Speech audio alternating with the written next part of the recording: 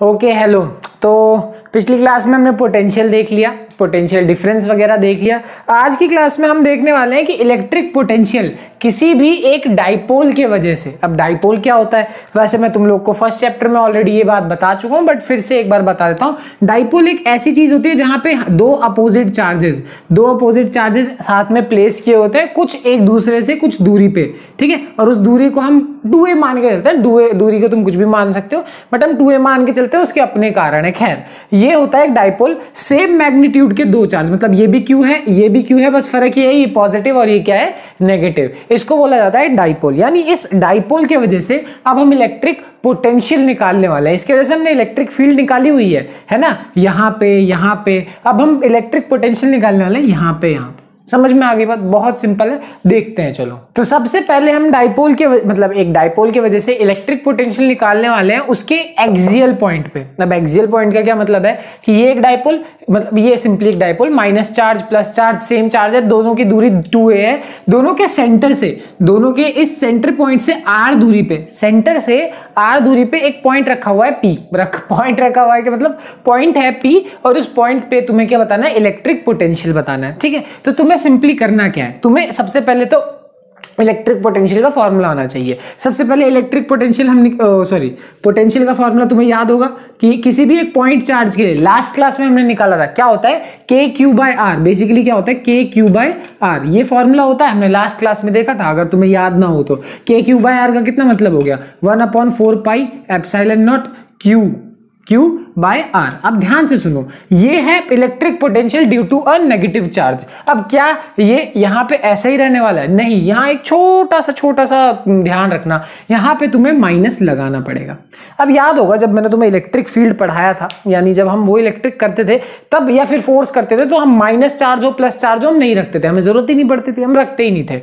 But यहां जब तुम पोटेंशियल की बात कर रहे हो तो पोटेंशियल के लिए तुम्हें माइनस के लिए माइनस चार्ज और प्लस के लिए प्लस चार्ज रखना पड़ेगा। सिचुएशन जैसी होगी वैसे तुम्हें उसे डील करना पड़ेगा। क्यों? क्योंकि पोटेंशियल जो है वो कोई भी एक वेक्टर क्वांटिटी नहीं है, वो वेक्टर क्वांटिटी नहीं है। इलेक्ट्रिक फील्ड और फोर्स जो थे वो वेक्टर क्वांटिटी थे, वहां पे रखो ना रखो एट द एंड तुम्हें डायरेक्शन से पता चल ही जाता था। बट यहां पे तुम्हारा जो पोटेंशियल है वो कोई वेक्टर क्वांटिटी नहीं है, इसलिए तुम्हें यहां पे चार्ज रखना ही पड़ेगा। नेगेटिव के लिए नेगेटिव, और वही जब तुम इसके लिए पॉजिटिव जाओगे तो तुम्हें क्या रखना पड़ेगा? 1/4πε0 + Q/R, ठीक है। ओ, मैंने ये बीच में R क्या रख दिया, ये भी एक गलत बात है, ठीक है। अब बीच नीचे डिस्टेंस होता है, क्या होता है? डिस्टेंस। तो Q वाले पॉइंट से इस वाले पॉइंट से, जो कि A पॉइंट है, मान लो चलो A पॉइंट है और ये वाला पॉइंट B पॉइंट है, इस A पॉइंट से P पॉइंट तक की दूरी कितनी है तुम्हें पता है, मैंने ऑलरेडी तुम्हें करा रखा है।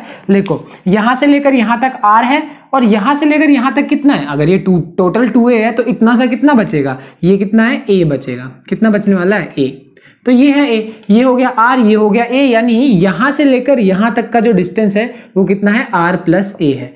और वही अगर मैं बात करूं यहां से लेकर यहां B पॉइंट से P पॉइंट तक की दूरी, तो टोटल R है, ये पूरा का पूरा R है, और इतना हिस्सा कितना है? ये है A। अब इस पूरे R में से A को माइनस कर दिया, ये जो बचेगा वही हमारा डिस्टेंस है। ये तो बहुत सिंपल सी बात है। तो यहां से लेकर यहां तक का डिस्टेंस है R + A, और यहां से लेकर यहां तक का डिस्टेंस कितना है? R - A। बच्चों वाली चीजें मैं ऑलरेडी तुम्हें फर्स्ट चैप्टर में करा चुका हूं, इसीलिए बच्चों ऐसे है, छोटी मोटी चीज है, ज्यादा बड़ी चीज नहीं है, ठीक है। अब इलेक्ट्रिक पोटेंशियल निकालना है तो ये ज्यादा आसान है। तुम्हें याद होगा इलेक्ट्रिक फील्ड में मैंने तुम्हें बताया था कि तुम्हें वहां वेक्टर सम वगैरह करना पड़ता है। वेक्टर का फॉर्मूला मतलब वेक्टर कैसे ऐड करते हैं ये। अब इसको ऐड करना ज्यादा कोई दिक्कत वाली बात नहीं है, बिल्कुल वैसे ऐड होगा जैसे 2 + 3 5 होता है, तो इसमें 2 + 3 5 ही होगा, क्योंकि ये एक स्केलर क्वांटिटी है। अगर तुम्हें ओवरऑल पोटेंशियल निकालना है तो तुम्हें सिर्फ क्या कर दो? इन दोनों को ऐड कर दो, ठीक है। इन दोनों को सिर्फ ऐड कर दो, तुम्हारा आंसर आ जाएगा, और तुम्हें कुछ करना ही नहीं है। क्यों? ये हमारा काम आसान हो गया। इलेक्ट्रिक फील्ड में बड़ा सरदर्द था, वो करो, वेक्टर एडिशन करो वगैरह, इसमें कोई दिक्कत वाली बात ही नहीं। 1/4πε0 - Q/R + A, ठीक है। और वही प्लस करेंगे इसका 1/4πε0 Q/R + A, और यहां पे प्लस, ठीक है। सिंपल सी बात है, हो गया।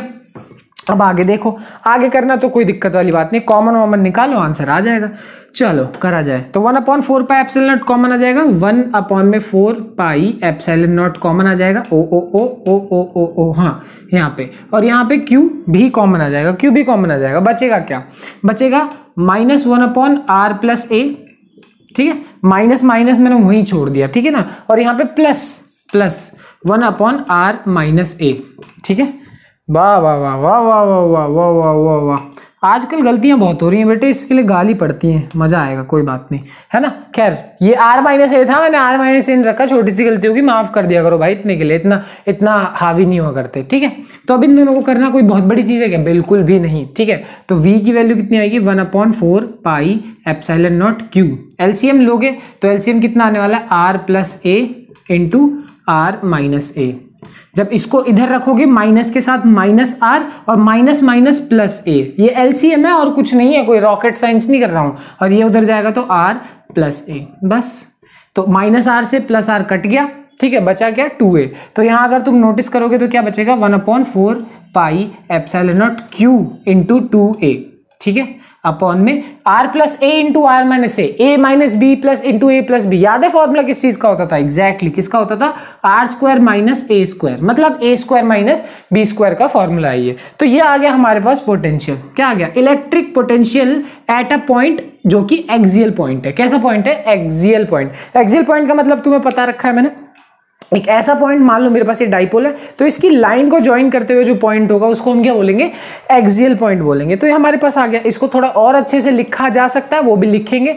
कैसे लिखेंगे वो मैं बताता हूँ, पहले इतना तुम्हें समझ में आ गया हो तो बहुत अच्छी बात है। ज्यादा मुश्किल नहीं, बल्कि ये ज्यादा आसान है। अगर तुमने इलेक्ट्रिक फील्ड वाला कर लिया ना तो वो तुम्हें आ गया, तो ये तो और ईजी है, इसमें तो और कम मेहनत करनी है, ठीक है।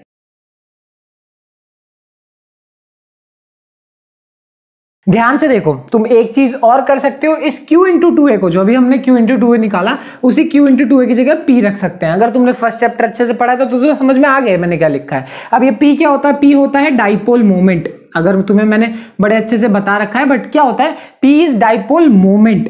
तो डाइपोल मोमेंट का फॉर्मूला क्या होता है? दोनों में से कोई सा भी एक चार्ज उठाओ और उसको उन दोनों के बीच के डिस्टेंस से मल्टीप्लाई कर दो, इसी को हमको बोलते हैं डाइपोल मोमेंट, जिसको हम डिनोट करते हैं p से, और उस p की जगह ही मतलब p की जगह ही q इंटू 2a, तो q इंटू 2a की जगह p आराम से रख सकते हो। तो ये तो बहुत छोटी सी बात हुई। अब यहाँ पे हम एक और बड़ी मस्त चीज करने वाले हैं। अब सोचो, कहने का मतलब ये है कि अगर मान लो इफ वाली बात है कि r की वैल्यू बहुत ज्यादा बड़ी हो गई a से, मतलब इतना समझ लो कि r की वैल्यू a से बहुत ज्यादा बड़ी है। मान लो r 1 किलोमीटर है और ये 1 मिलीमीटर है मतलब कहने में अजीब लगता है, बट ये ऐसा ही कुछ कंपैरिजन। तो 1 किलोमीटर के सामने 1 मिलीमीटर कोई बहुत बड़ी चीज नहीं है, तो तुम आराम से इस a को इग्नोर कर सकते हो। अब a के साथ साथ a स्क्वायर आ रहा है, ये बात मैंने तुम्हें शायद बताई थी या नहीं बताई थी मुझे याद नहीं, मैं फिर से एक बार बता देता हूं। सोचो, तुम्हारे लिए 1 किलोमीटर का मतलब कितना हो गया? 1000 मीटर, है ना। चलो 1000 मीटर। अब इसके सामने तुम 1 मीटर भी रख दोगे ना, वैसे 1 मीटर से खासा फर्क नहीं पड़ेगा, मतलब पर रख दिया मान लो। अब सोचो तुमने इसका स्क्वायर कर दिया, जैसे तुम इसका स्क्वायर करोगे इसका भी स्क्वायर कर दो, तो इसका स्क्वायर कितना होगा? 1, और इसका स्क्वायर कितना होगा? पहले 3 जीरो थे, अब और 3 जीरो आ जाएंगे।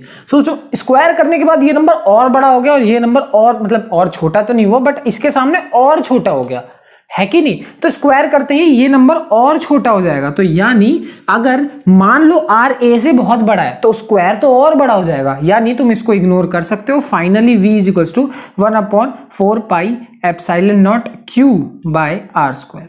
ये आ जाएगा तुम्हारे, ओ क्यू लिखा है, I am really sorry, p by r square. ये हो गया potential difference, sorry potential difference बोल रहा हूं, बड़ा आज गलती हो रही, क्या बात है।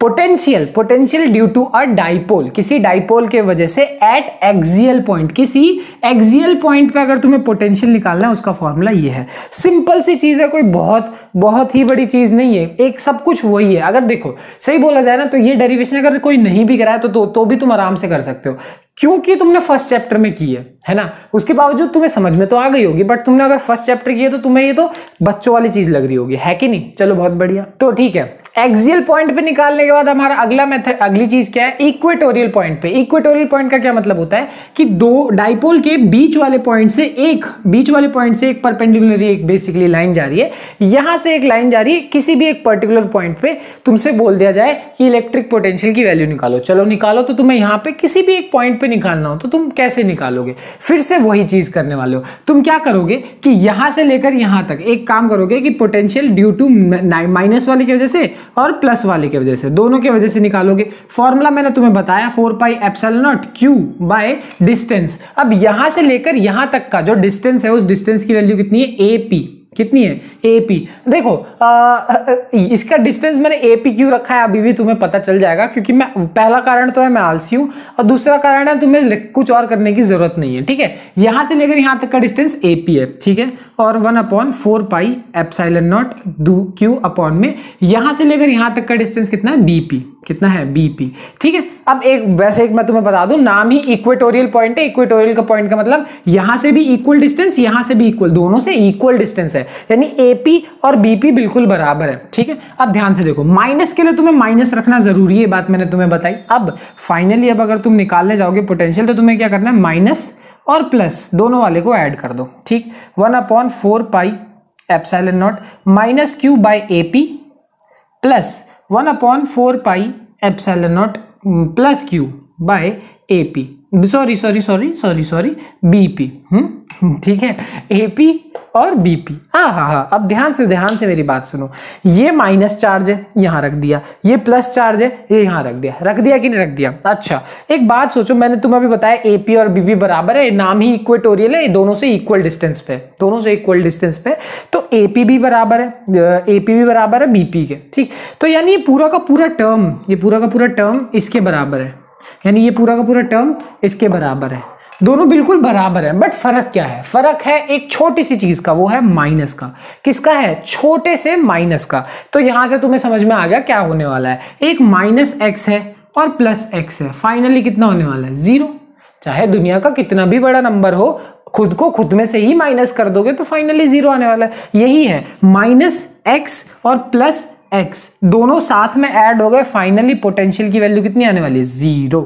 यानी ये तो बड़ा हमारा काम आसान हो गया है कि नहीं? याद है हमने जब इक्वेटोरियल इलेक्ट्रिक फील्ड के लिए करा था कितनी मेहनत करनी पड़ी थी, यहाँ पे कुछ करना ही नहीं पड़ा, हो गया हमारा, आसानी से काम हो गया। इसीलिए हो गया क्योंकि पोटेंशियल क्या है? एक स्केलर क्वांटिटी है, तो तुम्हें कुछ और करने की जरूरत नहीं है। यानी इक्वेटोरियल पॉइंट पे अगर तुम पोटेंशियल निकालने जाओगे तो तुम्हें कुछ नहीं करना, आंसर 0 होगा। सिंपल सी बात है। ठीक है, कितनी सिंपल बात थी, और ये सिंपल इसलिए हुआ क्योंकि ये स्केलर क्वांटिटी है। इलेक्ट्रिक फील्ड में बड़ी मेहनत करनी पड़ी थी, है कि नहीं? चलो बहुत बढ़िया, ये था इक्वेटोरियल पॉइंट पे। ओके,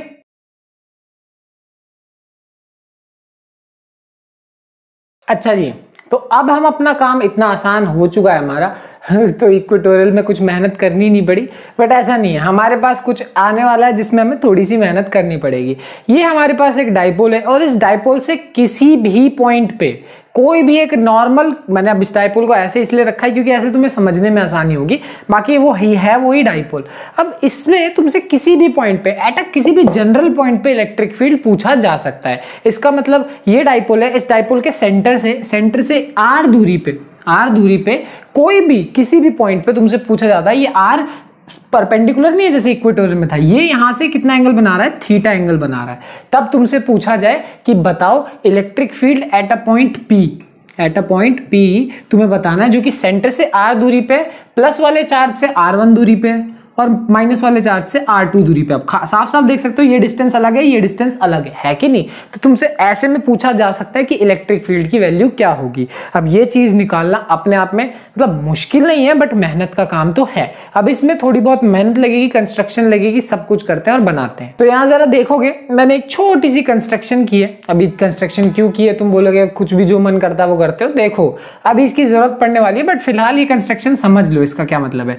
ये पॉइंट, ये जो यहाँ से इस वाले पॉइंट से यहाँ से जो लाइन गई है ये यहाँ पे परपेंडिकुलर है, ठीक है, 90 डिग्री पे गिर रही है। ये लाइन जो ऐसे आ रही है ना, ये वाली लाइन इस पे ऐसे ही परपेंडिकुलर है, ये वाली लाइन। और देखो अब यहाँ से इस पे ऐसे परपेंडिकुलर तो खींच नहीं सकते, कंस्ट्रक्शन अगर थोड़ा बहुत भी सीखा है तो यहाँ से ऐसी कोई भी लाइन ऐसी नहीं जा सकती जो परपेंडिकुलर हो। इसीलिए हमने उसको क्या किया, थोड़ा सा लंबा कर दिया ताकि यहाँ पे इस वाले पॉइंट से भी 90 डिग्री हो। अब तुम बोलोगे पर्पस क्या है, कारण क्या है, क्यों खींचा है, तो वो सब तुम्हें बता दिया जाएगा। पहले देखो सबसे सबसे पहले देखो v due to minus q, ठीक है, नेगेटिव वाले की वजह से क्या होगा 1/4 pi epsilon not q by r, मतलब डिस्टेंस होता है, नीचे लिखेंगे डिस्टेंस। तो अगर तुम माइनस वाले की बात कर रहे हो, अगर माइनस वाले की बात करो तो माइनस लगाओ, और माइनस के साथ जो डिस्टेंस है वो डिस्टेंस कितना है, R2 है। कितना है, R2। साफ साफ देख सकते हो Q से R2 दूरी पे। और वही अगर तुम बात करोगे प्लस वाले के लिए, तो प्लस वाले के लिए कितना होगा 1/4 pi epsilon not plus q by R1, है कि नहीं। तो प्लस वाले से कितनी दूरी पे है, R1 दूरी पे। सिंपल सी बात। तो ये हो गया माइनस वाले की वजह से, ये हो गया +1 वाले की वजह से। Very very nice. अब ध्यान से देखो, अब अगर तुम्हें पोटेंशियल निकालना है तो पोटेंशियल मैंने बोला सिंपली ऐड कर दो माइनस वाले को और प्लस वाले को, सिर्फ ऐड कर दो, तुम्हारा काम बन जाएगा। कितना होगा 1/4 पाई एप्सिलॉन नॉट, ठीक है, minus Q by R2 plus यहां पे इस वाले के लिए 1/4 pi epsilon not q by R1।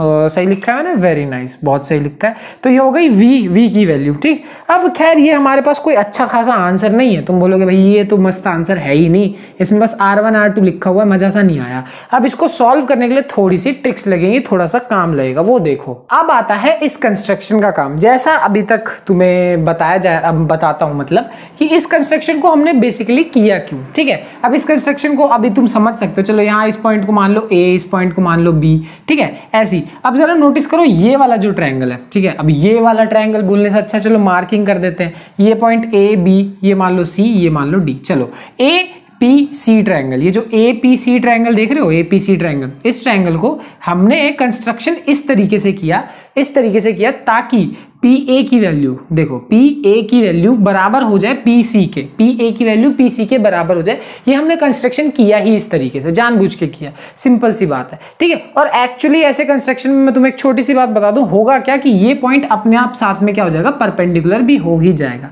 समझ में आ गई। ये तब होता है जब ना लाइंस बहुत छोटी हो, वो तब एक कंसिडरेशन। देखो ऐसा कंस्ट्रक्शन हमेशा पॉसिबल नहीं है, बट यहाँ के केस में पॉसिबल है क्योंकि लाइंस बहुत छोटी हैं। अब इसको करने के लिए तुम्हें प्रॉपर लाइन वाइन खींच के देखोगे तो तुम्हें समझ में आएगा, बट ऐसा होता है। और दिमाग में भी लगा के देखो ना तो दिखेगा तुम्हें कि ये दोनों क्या है, बराबर है, ठीक। तो अब ये वाली बात, वेरी नाइस। अब ये हमने किया क्यों, देखो अब हम करने क्या वाले हैं कि हम ना R1 की एक अलग वैल्यू निकालेंगे, R1 की एक ऐसी वैल्यू निकालेंगे जो हम यहाँ पे पुट कर सकें। R1 की, R2 की, कुछ ऐसी वैल्यूज निकाल सकें जो पुट कर सके, जिसको पुट करने के बाद इस मतलब डेरिवेशन को सॉल्व करने में बड़ी आसानी हो, ठीक। अब जरा देखो, मैंने जैसे तुम्हें बताया कि यहाँ पे PA जो है वो बराबर हो गया PC के, ठीक है, PA बराबर हो गया PC के। अब इसकी वैल्यू निकालोगे कैसे, इसकी वैल्यू कैसे निकाला जाएगा, ध्यान से देखो फिर से थोड़ा सा। और अगर मान लो ये बीच वाला पॉइंट O है, मान लो, ठीक, तो जरा ध्यान से देखो इस ट्रायंगल को। ओके, ये थोड़ा मैंने टेढ़ा मेढ़ा बना दिया, वेरी नाइस।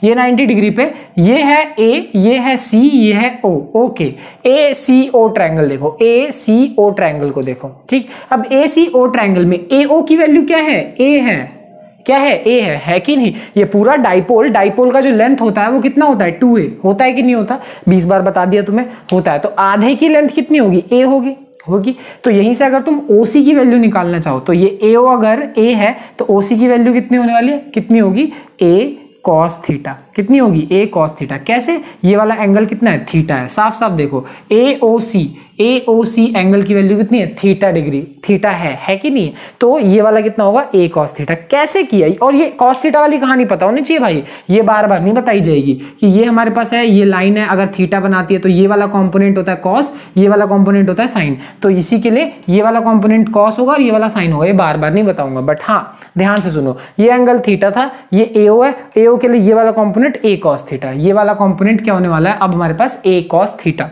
आ गया। OC की वैल्यू है A cos theta, very nice, ठीक। अब इन सब की जरूरत नहीं है, ये बस समझने के लिए होते हैं साइड में, स्टेप बाय स्टेप, ठीक।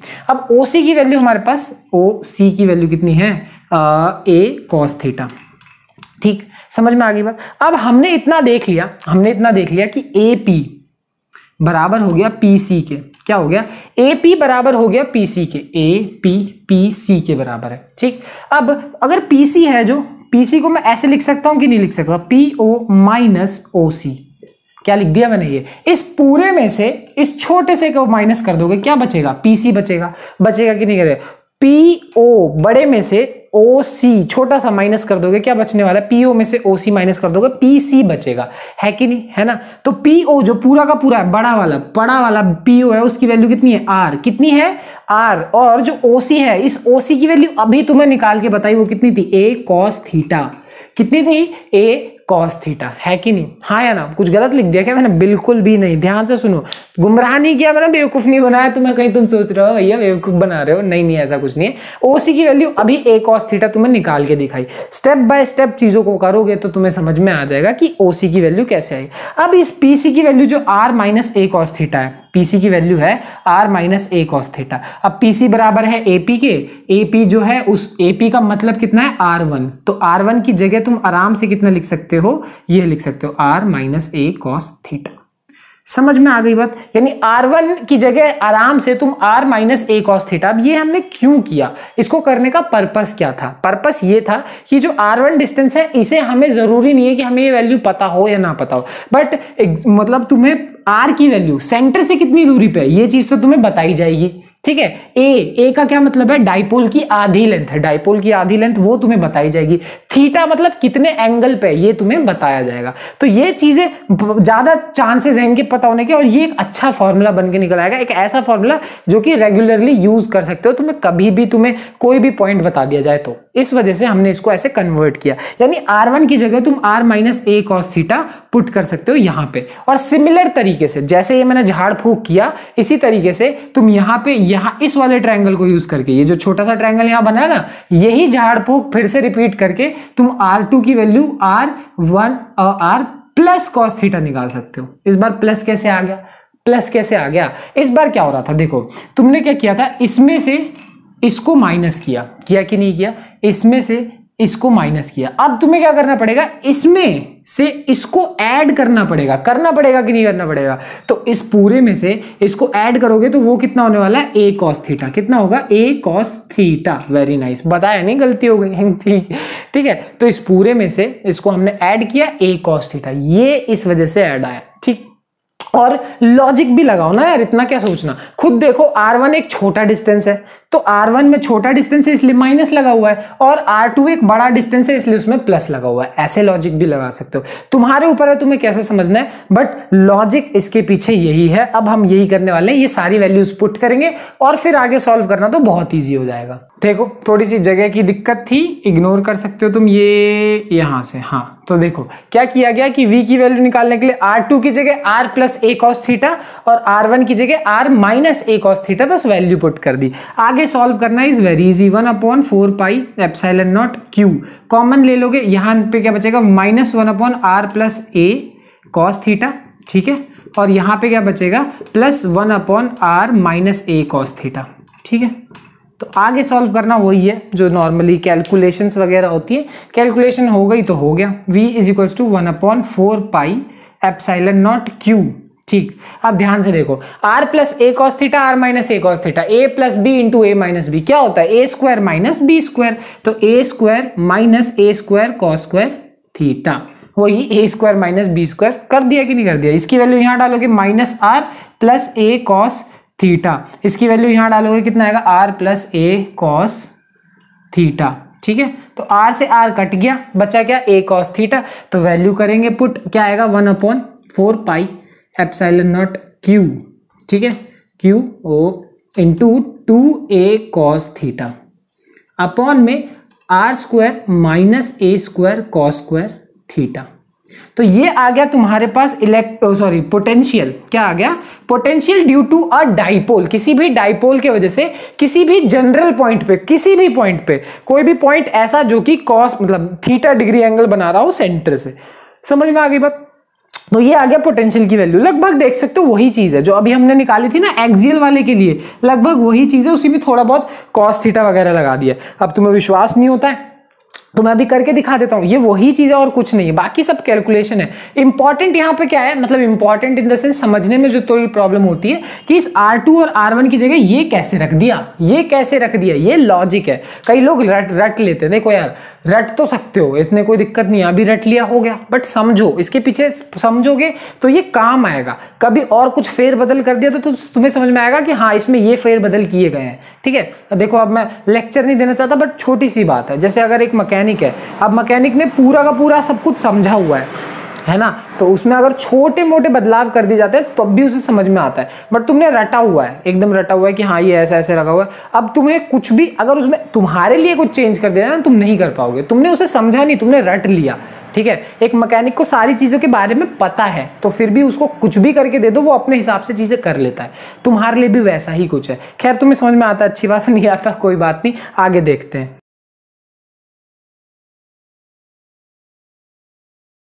तो हमारे पास ये फॉर्मूला आया किसी भी जनरल पॉइंट के लिए। अब ये फॉर्मूला जनरल है, यानी इसको तुम कहीं पे भी यूज कर सकते हो। सोचो ये एंगल, मैंने इसी को थोड़ा टेढ़ा बना दिया क्योंकि अब तुम्हें समझ में आसानी से आएगा, बस और कोई रीजन नहीं है। इसको ऐसे बना रखा है, जनरल पॉइंट है। मान लो ये थीटा की वैल्यू कितनी हो जाती है, 0। थीटा की वैल्यू कितनी हो जाती है, 0।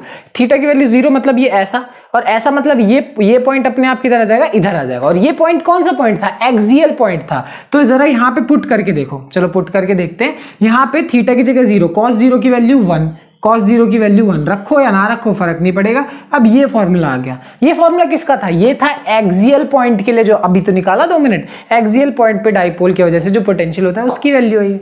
अब यही फॉर्मूला सोचो, ये हटाया यहां से, ये cos स्क्वायर और cos स्क्वायर थीटा, यहाँ पे भी cos थीटा, ठीक। अब इस एंगल को मान लो, ये जो पॉइंट है इसको हमने बिल्कुल 90 डिग्री पे खड़ा कर दिया, इस पॉइंट की बात कर दी जो कि इक्वेटोरियल पॉइंट है। तो यानी थीटा की वैल्यू कितनी हो गई, 90 डिग्री, और cos 90 की वैल्यू कितनी होती है, 0, यानी इसकी वैल्यू 0, तो इस पूरे की वैल्यू 0, और अभी 0 आई थी, 0 तो तुम्हें अच्छे से याद ही होगा। यानी ये जनरल पॉइंट है, ये किसी भी पॉइंट के बारे में बात कर सकते हो इससे, ठीक है। तो कोई सा भी तुम्हें पॉइंट बता दिया जाए जो कि इतना थीटा, इतने एंगल पे बना रहा हो, तो तुम आराम से ये फॉर्मूला पुट कर सकते हो। इसमें भी सेम वही कहानी कि आराम से अगर r की वैल्यू a से बड़ी हो तो वही वाली चीज भी हम कर लेंगे, बट यहां तक की कहानी तुम्हें समझ में आनी चाहिए, ठीक है। और इस q इंटू 2a की जगह क्या रखा जा सकता है, p रखा जा सकता है। ये तो छोटी बात है, बट इसके ऊपर की कहानी तुम्हें अच्छे से समझ में आनी चाहिए। तो फाइनली हमारे पास इलेक्ट्रिक पोटेंशियल का फॉर्मूला क्या आ गया, ये इफ r की वैल्यू बहुत बड़ी है a से, तो वही इग्नोरेंस जो अभी हमने किया था, इग्नोर करके 1/4 p cos theta by r square, ये किसी भी जनरल पॉइंट के लिए पोटेंशियल का फॉर्मूला है, ठीक है। तो ये फॉर्मूला बहुत इंपॉर्टेंट है, ये उन दोनों से ज्यादा इंपॉर्टेंट है, एक्सियल वाले से और इक्वेटोरियल वाले से। वो हमने लगभग किया भी है ना फर्स्ट चैप्टर में, ये थोड़ा नया है इसीलिए ज्यादा इंपॉर्टेंट है, और ये कहीं पे भी यूज हो जाता है। तो इसके पीछे का मकसद समझो और समझ लो, सिंपल सी बात है। चलो मिलते हैं अगली क्लास में, बाय बाय।